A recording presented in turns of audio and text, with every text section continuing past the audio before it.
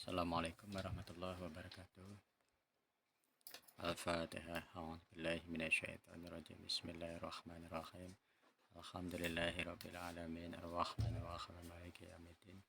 Iyyaka na'budu wa iyyaka nasta'in. Ihdinas siratal mustaqim. Siratal ladzina an'amta 'alaihim ghairil maghdubi 'alaihim waladdallin. Amin. Bismillahirrahmanirrahim. Kita terangkan tentang bab idhofah. Nunan talil i'raba au tanwina mimma tudhifu dhifkatu risina. Nun dan tanwin harus dibuang apabila akan dimudhofkan. Nun tasniyah dan nun tanda jamak yang beriringan dengan tanda i'rab. Contohnya begini.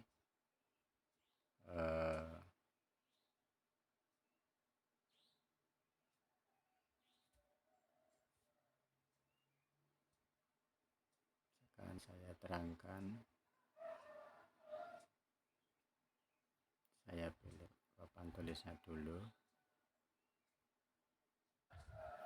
Nah, misalkan saya tulis misalkan lafadz Abu Bakrin.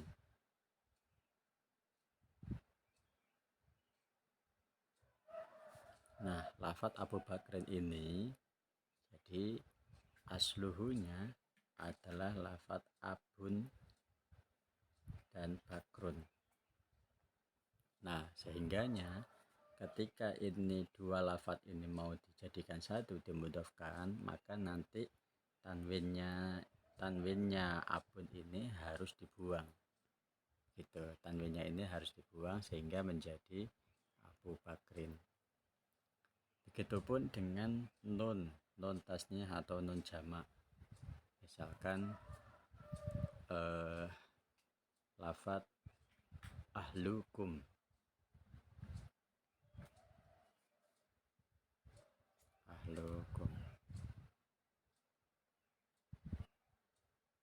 Nah, ini juga ada nun yang dibuang dikarenakan mudhof antara lafadz ahluna dan kum. Asluhunya seperti ini, lafadz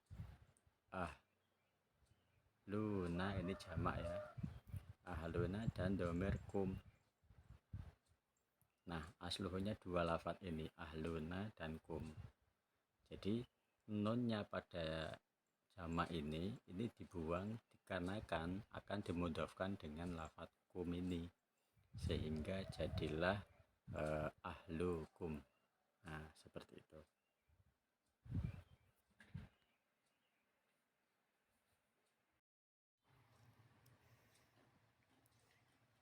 Lanjut yang nazam kedua, wasanni yajruwan wimin au fi idza lam yaslukhil ladzaka wallama khuda. Terkib idhofah yang kedua wajib dijerkan atau mudhof ilaih. Ini masih ada lanjutannya nazamannya, lima siwa zainika wahsus awwala au a'tihi ta'rifa billadzi tala. Terkib idhofah tentu dilakukan dari salah satu dari perkara dua. Yang pertama takhsus dan yang kedua ta'rif. Nanti masih kenyang. Ini muradnya. Aduh, salah, maaf.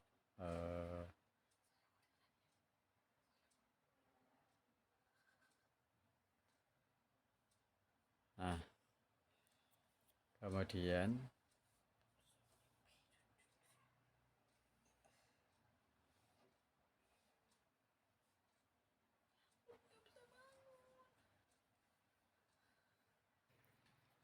ini muradnya kita kasih tambahan ya. Tadi nadom yang pertama, dan mengira-ngirakan maknanya min, fi dan lam. Dia tambahan. Jadi kan muradnya terkib idhofah yang kedua wajib dijerkan atau mudhof ilaih dan mengira-ngirakan maknanya min, fi dan lam. Jadi Huruf jar itu mengira-ngirakan maknanya min, kemudian fi, dan juga lam.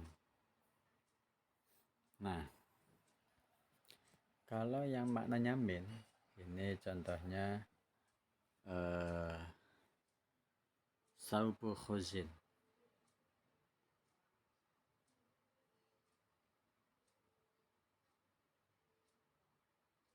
Nah, dibaca jar. Saubu khuzin. Jadi lafadz saubu khuzin ini artinya pakaian besi. Jadi antara dua lafadz ini pakaian dan besi, begitu kan? Tapi karena dijadikan satu, maknanya menjadi pakaian dari besi. Jadi dia menyimpan maknanya min. Maknanya min. Min artinya dari. Saubun min khuzin. Sama aja seperti itu. Pakaian dari besi. Kemudian yang menyimpan maknanya fi, contohnya makrul lail.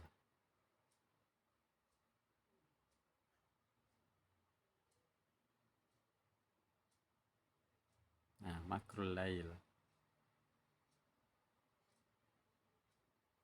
Jadi makrul dan lailu. Makrul itu tipu daya, al-lailu malam. Karena jadikan satu, jadi makrul laili, wajib dibaca jar. Dan mengira-ngirakan, kalau dalam contoh ini mengira-ngirakan maknanya fi. Itu. Berarti makrun tipu daya fil laili in dalam wengi, sama saja seperti itu. Tipu daya di malam hari. Karena mengira-ngirakan maknanya fi. Kemudian yang menggunakan lam, contohnya adalah saubu zaidin.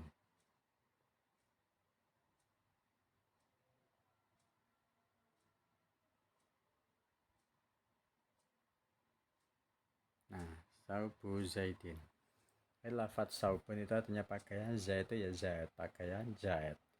Ketika lafadz ini dijadikan satu, dimudhofkan, wajib jar, namun dia menyimpan maknanya lam. Lam itu bermakna tamlik atau kepemilikan. Saubun li zaidin gitu, sama aja baju milik zaid. Arti yang asal mulanya saubun pakaian, zaid pakaian zaid. Berarti ketika diucapkan saubu zaidin, pakaiannya milik zaid. Nah, seperti itu.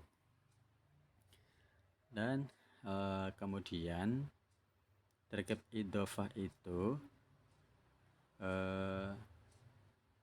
terdiri dari salah satu dua perkara. Yang pertama ada yang takhsis.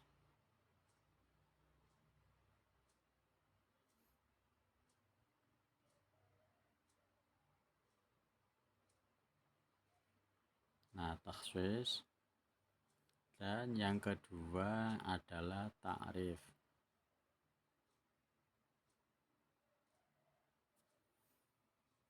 Ta'rif. Nah, takhsis itu adalah mudhof ilaihnya nakiroh. Contohnya ghulamu rajulin.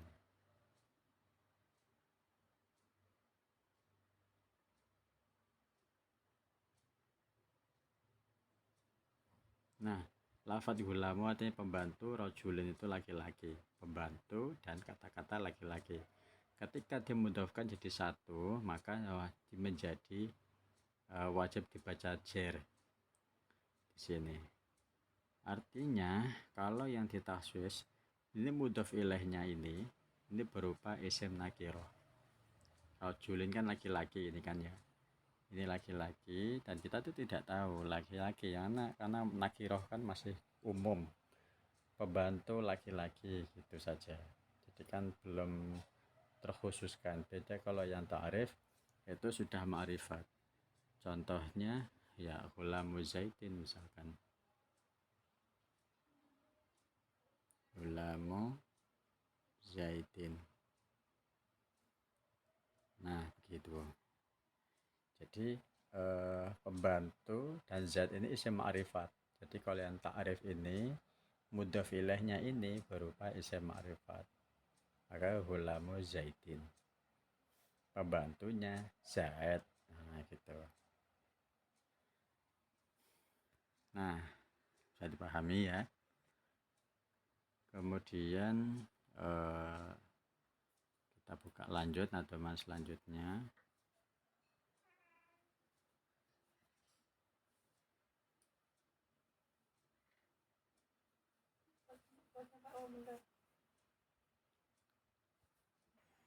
Nah, lanjut nadoman selanjutnya wa in yusyabihil mudhafu yaf'alu wasfan fa'ang tangkirihi la yuzalu. Apabila mudhaf menyerupai fi'il mudhari', maka mudhaf wajib nakirah. Artinya menyerupai mudhaf di sini bukan bentuknya seperti fi'il mudhari', bukan. Artinya dia karena fi'il mudhari' itu kan memiliki dua zaman, gitu kan? Yaitu ini fi'il mudhari' punya dua zaman, yaitu hal dan istiqbal.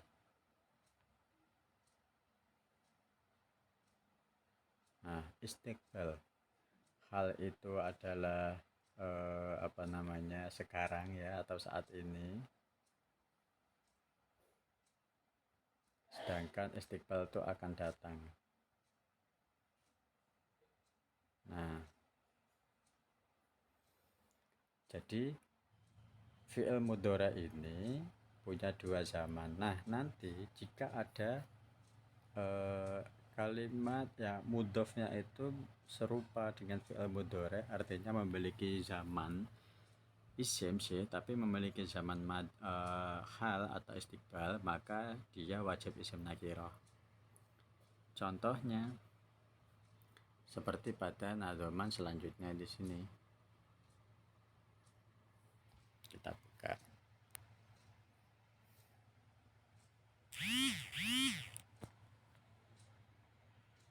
Nah, seperti pada nadoman selanjutnya, karubaro jina azimil amali murawwa'il qalbi qalilil khayali.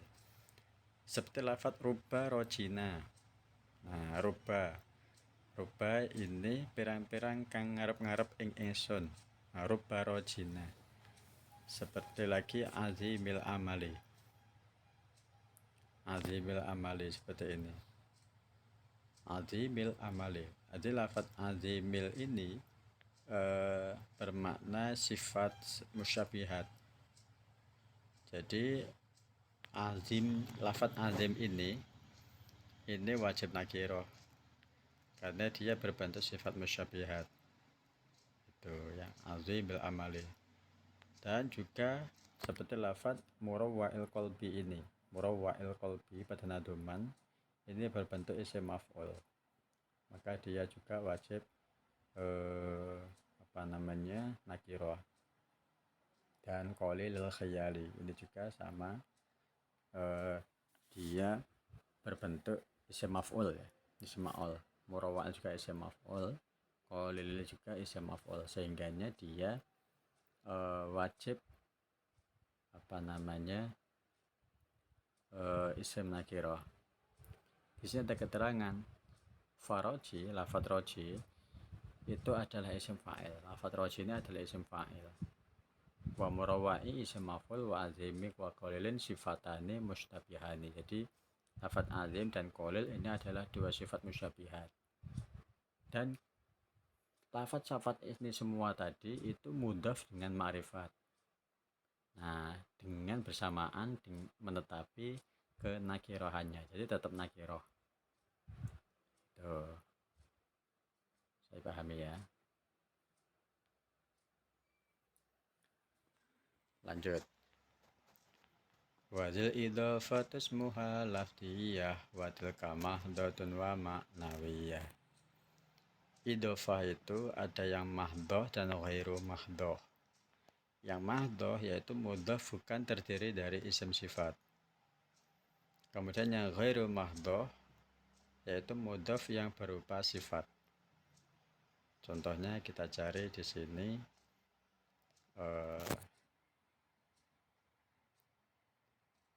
kita kembali ke papan tulis. Contohnya adalah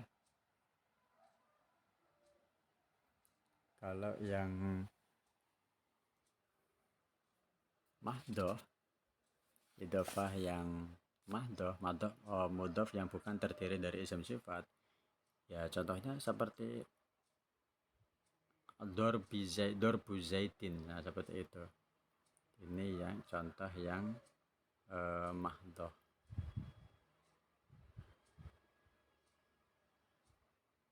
Contohnya adalah dorbu zaitin.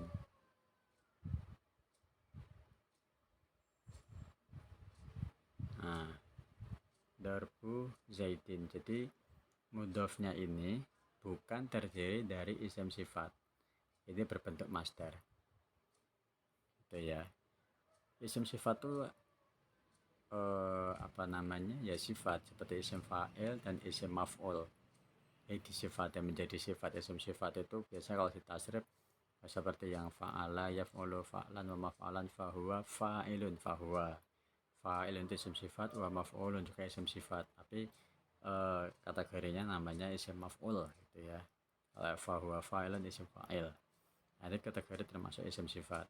Kalau yang ghairu mahdhof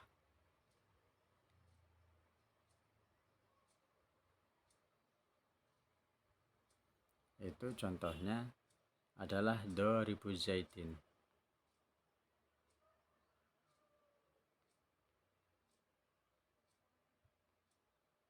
Nah, doribu zaidin yaitu doribu zaidin.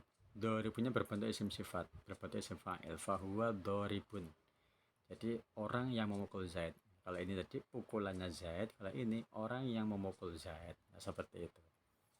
Namanya mahdhof, ini ghairu mahdhof. Itu bisa dipahami ya. Kemudian kita lanjut ademan selanjutnya. Wa waslu al bidal mudhofi mu'tafar in wasyulat bisani kal ja'di sya'ar. Isim mudhof harus sepi dari al. Boleh kemasukan al tapi harus memenuhi syarat dua. Yang pertama isim mudhof harus isim sifat, yang kedua mudhof ilaih kemasukan al. Lanjutnya billadzi lahu udifasani kazaidunid dori buruk siljani. Nah, seperti lafaz zaitu ad-doribu ra'sil jani. Jadi ad-doribu di sini adalah jadi mudhof tapi ada alnya. Itu. Misalkan kita terangkan di papan tulis. Nah, kita kembali seperti contoh lafaz tadi ini. Lafaz dorbu zaidin ini maksudnya, jadi yang lafaz dorbu ini tidak boleh kita beri al. Ini misalkan yang tidak boleh ya, saya beri tanda merah. Menjadi ad-dorbu zaidin ini nggak boleh. Ini tidak boleh. Begitu dengan ini ad-dorbu zaidin ini juga tidak boleh seharusnya.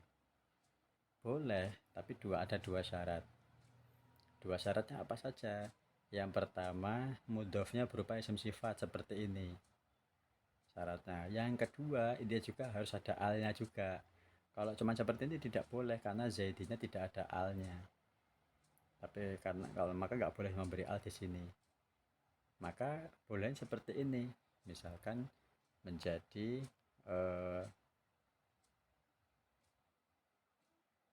ad-doribu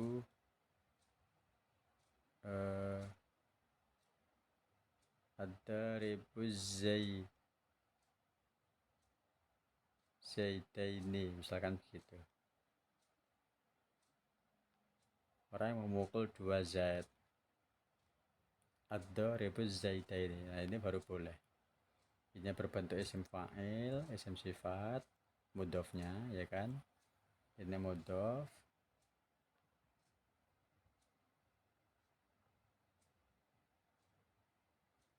Ini mudhof ilaih.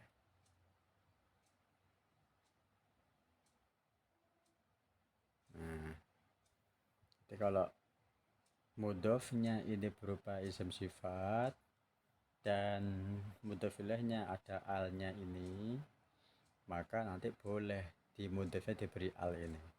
Nah, kalau ininya bukan isim sifat dan ya tidak ada alnya, tidak boleh diberi al seperti ini. Gitu. Bisa dipahami ya. Lanjut lagi, teman selanjutnya. Wa kaunuha fil wasfi kafin in waqa musanan au jam'an sabilahu taba'. Isim mudhof yang berupa isim sifat yang terdiri dari tasniyah atau jamak boleh mudhof kemasukan al walaupun mudhof ilaih sepi dari al. Nah, jadi ini berbeda ya peraturan sama yang tadi. Contohnya seperti ini. Al mustautina adlin, ini yang saya lingkari ini. Nah, ini di sini yang saya ada bulat putih ini. Ini saya beri tunjuk ini al mustautina adanin. Asluhunya al mustautinani adanin. Itu asluhunya ada nunnya. Lalu ada alnya di depannya. Mungkin perlu kita tulis jawaban tulis. Nah, jadi kalau seperti lafadz ad-dharibu az-zaida ini tadi kan katanya tidak boleh kalau misalkan ini tidak boleh diberi al jika ininya bukan isim sifat dan ininya juga tidak ada alnya. Tapi boleh, nanti di sini tidak ada alnya. Tidak ada alnya boleh. Tapi dengan catatan isim sifatnya ini berupa tasniyah atau jamak gitu ya. Tasniyah atau jamak. Contohnya kita buat aja ad-dharib, misalkan yang ad-dharibu ini aja kita buat, misalkan menjadi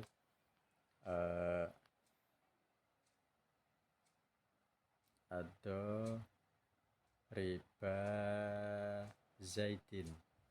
Nah, seperti itu. Asluhunya cara ditampakkan ini ya, ada nunnya ad-dharibani gitu. Nah, jadi seperti itu. Asluhunya ad-dharibani zaidin. Karena ini berbentuknya tasniyah.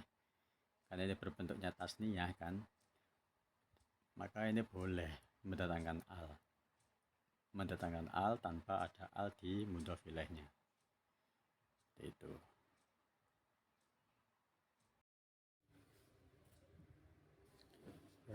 Lanjut. Warubama aksa basanin awwala ta'nisanin kana li khatfin muhala.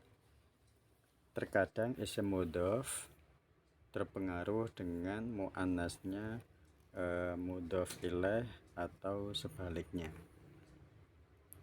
Jadi begini, misalkan tak terangkan. Nah, misalkan saya menulis Quti'at ba'du aswabihi. Ini seperti yang di kitab keterangan syarahnya itu di bawahnya. Quti'at ba'du aswabihi.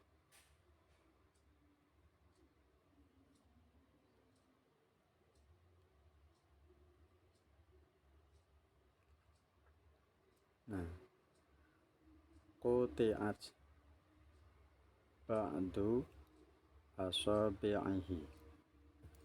Nah, kita perhatikan tadi seperti di keterangan pada nazam, terkadang isim terkadang mudhof ilaih itu ini mudhof ilaihnya. Tak kasih keterangan ini mudhof, yang ini mudhof ilaih. Nah, mudhof ilaihnya ini aswabihi. Ini bentuknya piro-piro driji, artinya beberapa jari. Jadi secara kalau dibuat marje, nanti domernya itu muannas, karena ada kaidah kullu jam'in muannasun. Jadi nah, sedangkan ba'dun di sini ini kan mudzakkar. Namun ketika lafadz quti'at ini diberi ta. Kenapa? Karena mudhof ilaih ini mempengaruhi mudhof dalam muannasnya. Walaupun toh di sini nampaknya muzakkar dan di sini muannas, karena di sini muannas ya, jadi ini juga terpengaruh menjadi muannas, sehingganya ketika ada fi'il di depan seperti ini dia diberi tanda tak ta'nis yang ini hanya bisa masuk apabila fa'ilnya ini berupa muannas. Jadi begitu. Bisa pahami, tak ulangi lagi. Jadi lafadz as-sabi'aihi seperti di muradnya tadi, terkadang isim mudhof ini terpengaruh dengan muannasnya mudhof ilaih, gitu kan?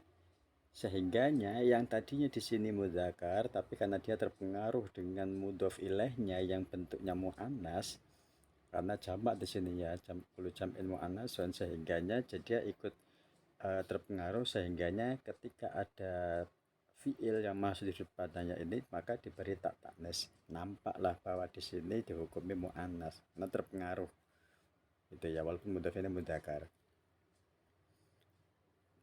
Jadi tapi dengan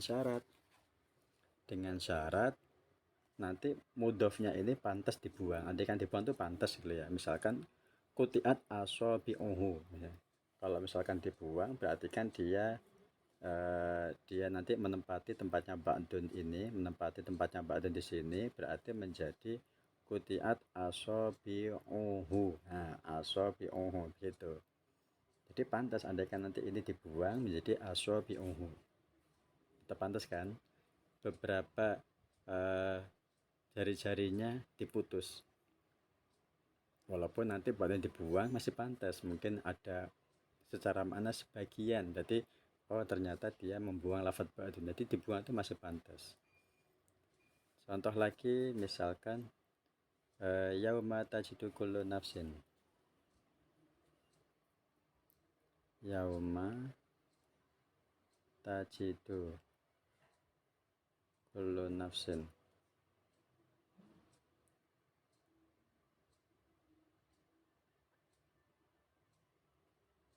Nah, yauma yang dalam iki dino tajidu, tak kita makna ya. Yauma yang dalam iki dino tajidu nemu apa kullu nafsin saben-saben awak-awakan ya. Saben-saben awak-awakan. Nah, begitupun dengan ini. Kulun ini muzakkar, nafsin ini muannas, dihukumi muannas. Lah, sehingganya ini terpengaruh. Karena ini muannas, ini juga terpengaruh juga. Sehingganya ketika kemasukan ini fi'il mudhari' dia menggunakan ta. Mudhari'ahnya ta. Ya, jadi yang ta ini untuk menunjukkan bahwa fa'ilnya itu adalah muannas menggunakan ta. Nah, seperti itu. Dia terpengaruh. Atau sebaliknya itu terkadang mudhof itu terpengaruh oleh mudhof ilaihnya dalam mudzakarnya. Contoh kita tulis inna rahmatallahi qaribun.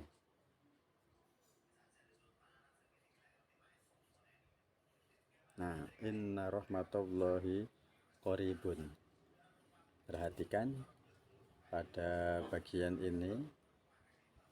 Nah, sesungguhnya rahmat Allah itu dekat. Ya, inna rahmatallahi sak temene rahmat Gusti Allah iku qaribun barak. Jadi ternyata lafadz Allah ini mudhof ilaih mempengaruhi mudhofnya. Walaupun mudhofnya ini secara lafadz kan bentuknya muannas, ada tak marfuthahnya ini kan muannas. Tapi karena terpengaruh dengan lafadz Allah, walaupun Allah ini secara lafadz ya, secara nahwu lafadz Allah itu hukum mudzakkar, makanya nampaklah terlihat ketika penulisan koribun, tidak koribatun ya. Ya, tidak koribatun, tidak misalkan eh,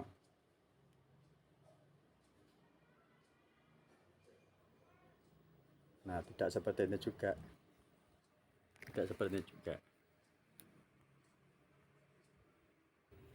nah jadi seperti itu. Jadi andaikan mudhofnya ini pun dibuang, sesungguhnya Allah itu dekat sudah ya pantas.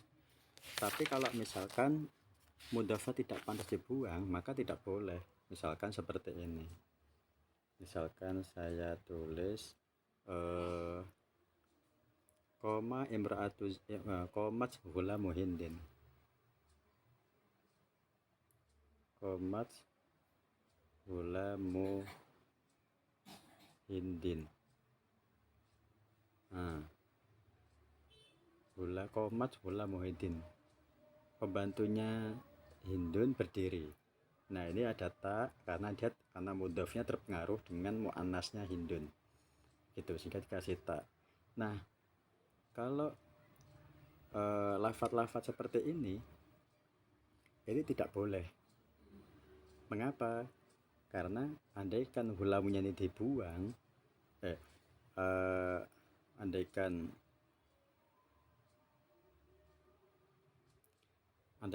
hulamunya ini dibuang, maka tidak boleh juga. Misalkan menjadi komat Hindun, kayaknya sih pantas-pantas aja ya kan, tapi kan yang dikehendaki di sini bukan Hindunya yang berdiri, tapi pembantunya Hindun. Kalau pembantunya Hindun yang berdiri, karena membuang hulamun, jadi nggak bisa ini. Makanya lafadz seperti ini tidak bisa, gitu ya, tidak boleh, karena tidak bisa dibuang. Kalau secara lafadz sih kelihatannya ini boleh-boleh aja kan, memang harus seperti ini, tapi kan yang dikehendaki makna pada lafadz ini, yang berdiri adalah pembantunya Hindun, komat Hindun, pembantunya Hindun berdiri, sehingganya kalau yang dikehendaki seperti ini tidak boleh, tidak mungkin membuang lafadz ulamun. Gitu. Nanti timbulnya ya gini, timbulnya yang dikira yang berdiri adalah Hindun, padahal yang berdiri adalah pembantunya Hindun. Saya pahami ya. Itu caranya habis kapan sih? Lanjut ademan selanjutnya. Wala yudhafu ismun lima bihi takhat maknan wa awwal muhiman idza warad. Isim itu tidak boleh dimudhofkan kepada lafadz yang tunggal maknanya. Meskipun ada, maka wajib ditakwil. Tidak boleh mausuf dimudhofkan dengan sifat. Begitupun dengan sifat dimudhofkan dengan mausufnya, itu tidak boleh. Maka andaikan boleh, maka ya wajib ditakwil. Maksudnya begini, saya terangkan. Nah, yang tunggal maknanya, jadi misalkan ja'ani sa'idu kurzin,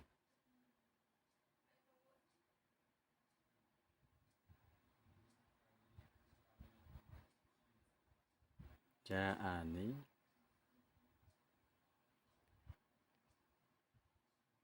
sa'idu kurzin.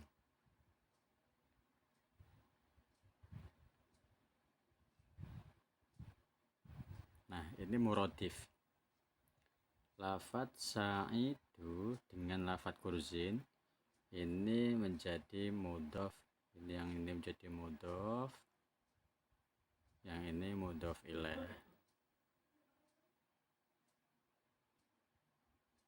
Nah jadi tidak boleh mudhof dan mudhof ilaih itu tidak boleh mudhof kepada lafadz yang tunggal maknanya. Sa' itu beruntung, kurzin itu ya beruntung gitu maksudnya. Andaikan boleh, andaikan tetap dipaksakan, maka wajib ditakwil. Jadi begini, dawilnya begini, telah datang Pak Said misalkan seperti itu, namanya Said yang berjuluk Kurzin, nah gitu, berjuluk orang yang beruntung seperti itu. Jadi tidak boleh telah datang kepada aku keberuntungan, yaitu ini tunggal makna, walaupun ini beda lafaz tapi tunggal makna, sama maknanya gitu. Atau sifat dengan mausufnya tidak boleh dimudafkan juga, misalkan rojulu fadilin, rojulu fadilin, nah ini tidak boleh, rojulu fadilin tidak boleh, atau fadilu rojulin,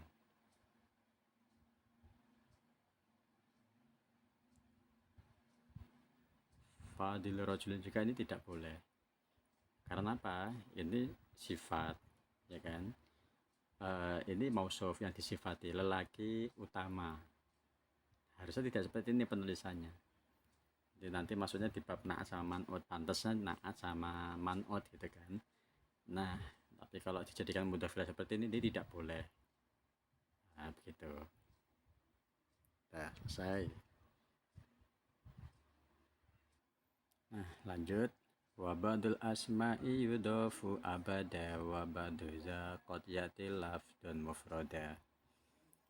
Sebagian isim ada yang wajib mudhaf, dan isim yang mesti mudhaf terkadang berbentuk mufrad lafadznya, atau tidak mudhaf tapi tetap mudhaf maknanya.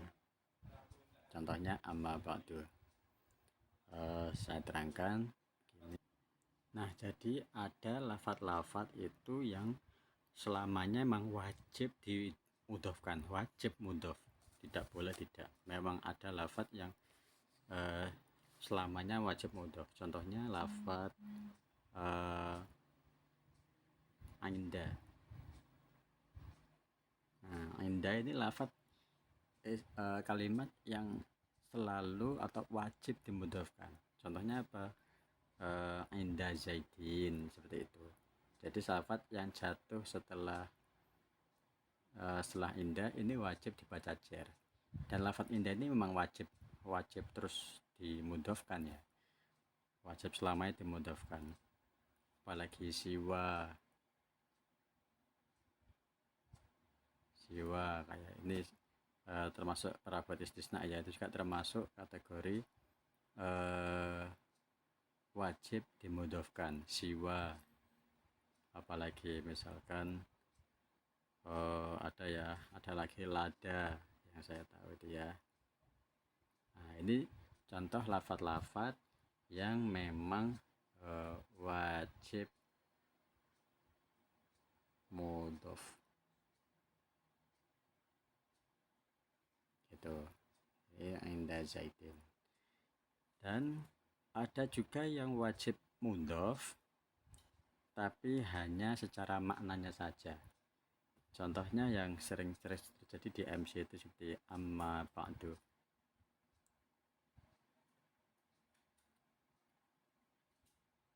Amma ba'du. Nah, lafadz amma ba'du ini kayaknya secara kasat mata, secara lafadz kita nggak kelihatan mana mudhafnya. Ini mudhaf ilaihinya di mana? Di sini nggak kelihatan. Biasanya kalau kita ngaji itu kan biasanya amma ba'du endalem sakwise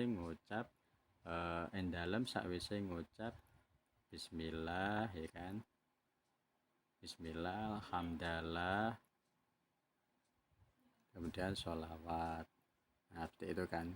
Oh, berarti di sini ada lafadz secara makna ya, ada lafadz ya, yang dimudhafkan namun tidak dituliskan, seperti itu. Jadi memang wajib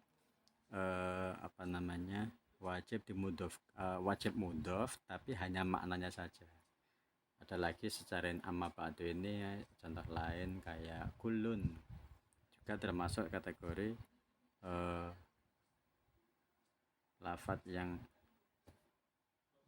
mudhaf fil makna, kayak di Al-Quran wa kullum fi falaki yasbahun.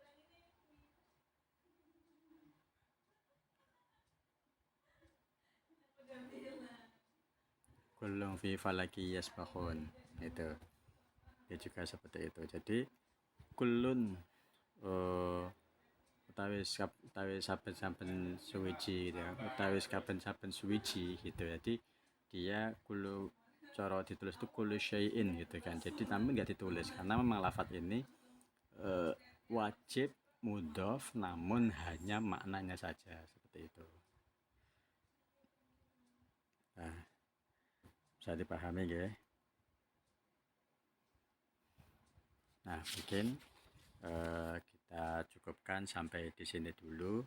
Kita lanjut minggu depan. Nanti kalau ada yang ingin ditanyakan bisa di WA secara langsung dengan saya atau bisa komen di komentar.